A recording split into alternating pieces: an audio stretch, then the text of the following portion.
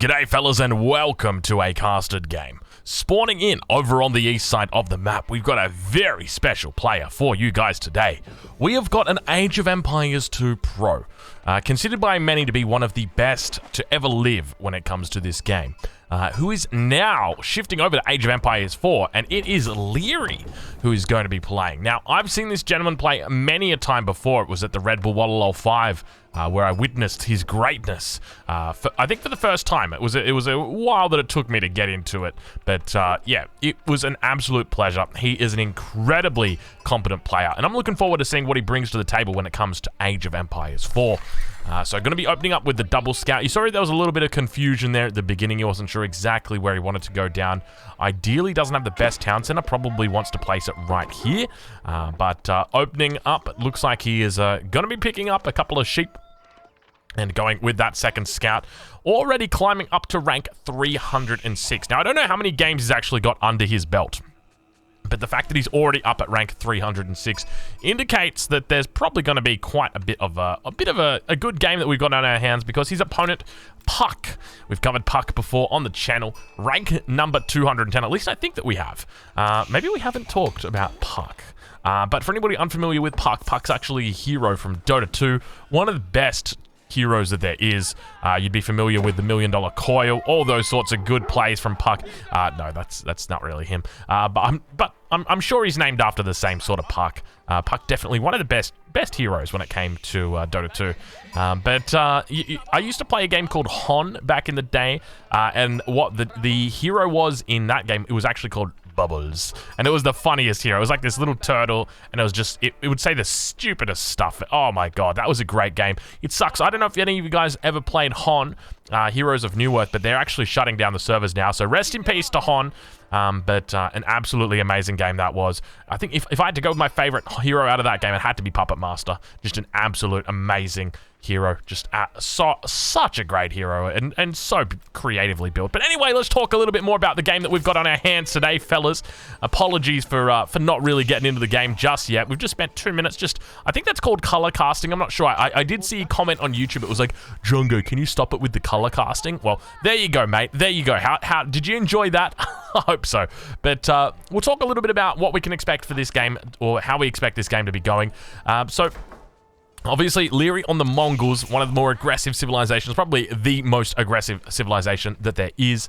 Puck, on the other hand, playing as the Delhi, probably up there with regard to aggression. I wouldn't necessarily say aggression, but staying power is definitely up there. This civilization absolutely goes ham, just because they don't have to drop down as much infrastructure as their enemies do, just simply because they have got those beautiful scholars that are going to be helping them out a lot in the early game. But we'll see how Puck plays it out, what he gets up to. He's already going down with the mosque. You can see that he's got efficient production in Q Herbal Medicine, also Piety, but efficient production probably going to be stopped for Sanctity if he doesn't finish that one up. And we can have a look and see he's already got that wheelbarrow, and now going to be working towards picking up that all-important lumber camp that's going to be coming down. And take a look at the sheep that Puck has picked up today. Whew, tell you what, it's a little bit of a difference here between Leary and Puck. So one of the things that Leary will not be used to is the fact that laming sheep is an actual thing. So I remember watching Age of Empires 2 back in the day. When I say back in the day, I mean like a year ago, when I was learning Age of Empires 2. And the pro level players, right? Like, you know how you spawn in with sheep around your base? Like, you normally have like one sheep here, and a sheep here. The pro level players, I'm not even kidding you, they would grab the sheep from their enemy, and instead of taking the sheep, they would literally just send it to the enemy's town center. They'd be like, hey bro, here's your sheep. Like, that's the kind of, I don't even know what to say. Like, is it nice? Is it just like gentlemanly play? Like, it's kind of like a gentleman's agreement, isn't it? You know, they're both agreed like, hey, I'm not going to lame your sheep, you don't lame my sheep, and we'll call it fair. And I think there are people in the game that are renowned for laming sheep. And laming, it's a bit of a term that I don't really like to use, because I genuinely don't see that as laming. Obviously, the AoE2 community did see that as laming. That's why they called it that. But to me, I'm like, that's a perfectly viable strategy, John. I don't know what you're on about. Get out of here. But Khan going to be doing a little bit of scouting out, spotting out these villages. Leary yet to age up to the second age. You can see he's got the deer stones going up back towards the town center. Got a nice little spot here for him. I'm curious to see what kind of strategies he's going to be pulling out. Not a lot of aggression coming out from Leary. Now, I will say, I don't think I've ever, not ever, I mean, this is your standard go-to Mongol build that we saw, I'm going to say, like, in the early stages. But typically these days, you are seeing aggression. You are seeing massive levels of aggression from the Mongols. So I'm talking barracks, I'm talking stable in Age 1.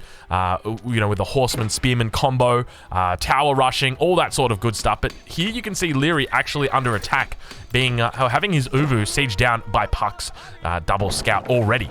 But we'll check in with Puck, we'll see how he's doing. He's got that specialized pick going to be coming through. Also going to be researching forestry. Double broad axe going to be coming in as well. And of course, we've got horticulture as our first technology for the second age at the mill.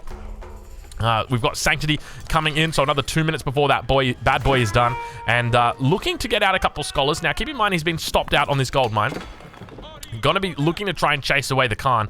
Now, the Khan is a ranged unit, so Leary's got to be careful here because this horseman will absolutely eat the Khan for breakfast if it's not careful. Khan actually has a much lower movement speed than the horseman, so if he's not careful, he will lose this. He does have a couple of maneuver arrows available to him, so hopefully going to be popping that out. But looks like we do see that scout going to be coming back here. Ideally, he needs to pop that sooner rather than later, Leary. I don't want you to be losing this. Could go for a bit of a body block around that north side face, but not going to be able to do it. He's got to be careful. He's got to lose it. I don't know why he's not popping the arrow. Pop the arrow, Leary. Pop it.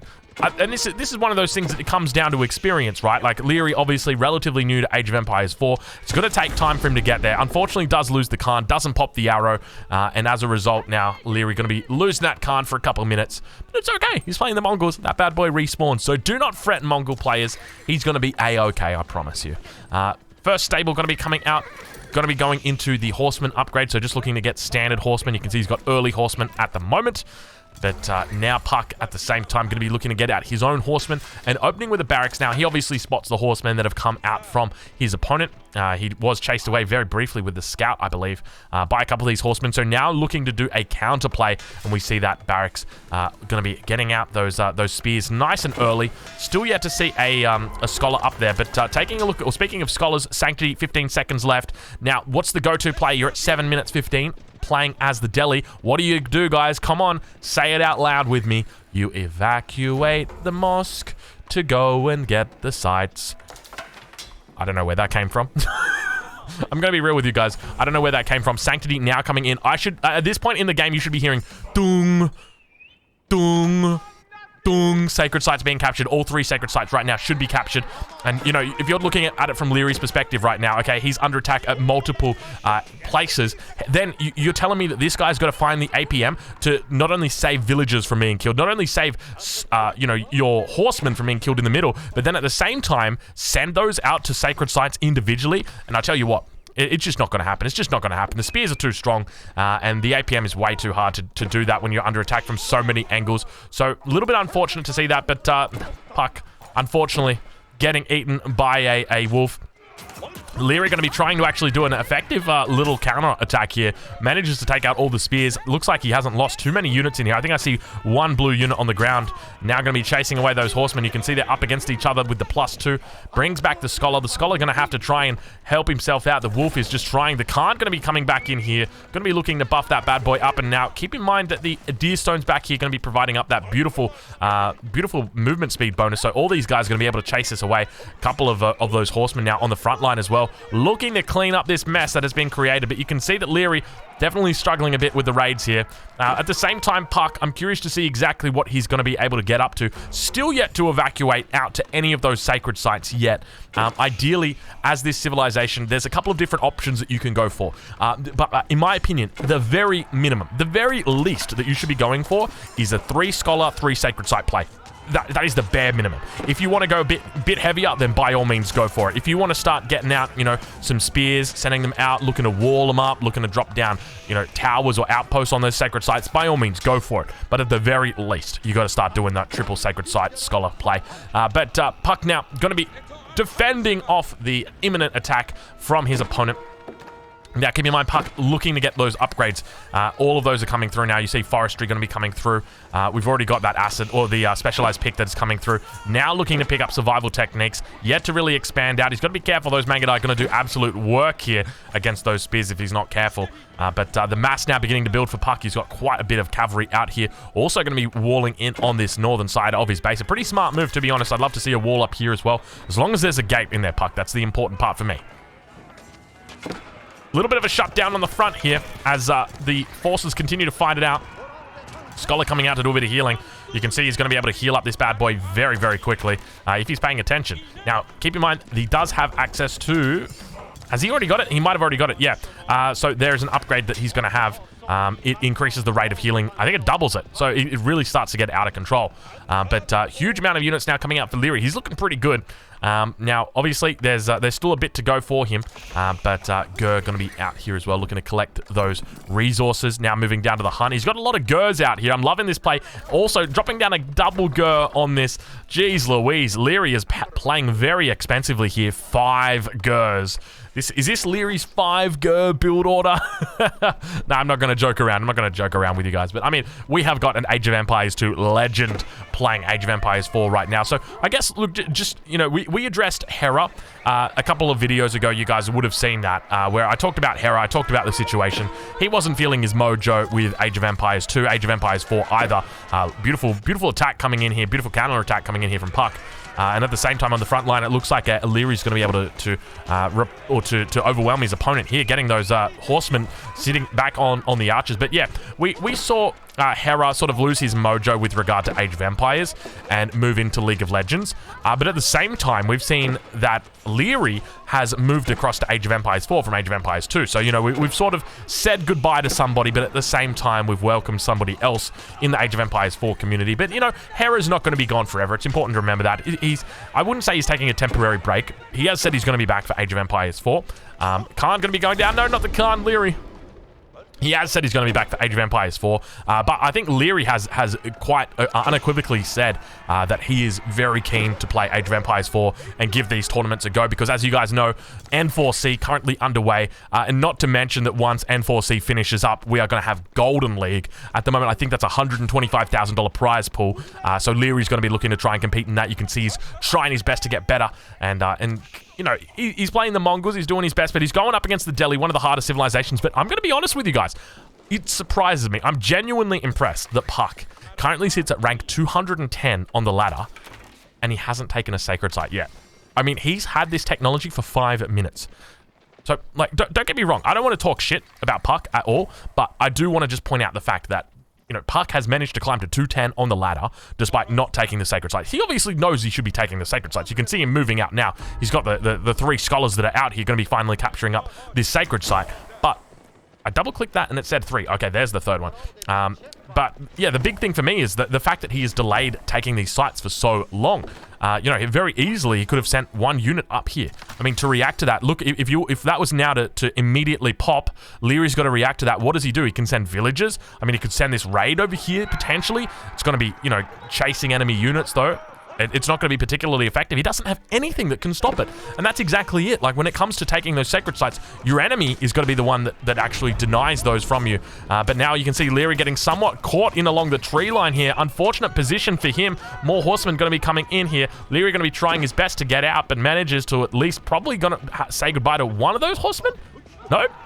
No? Leary manages to get out with all of his horsemen alive? I don't believe it.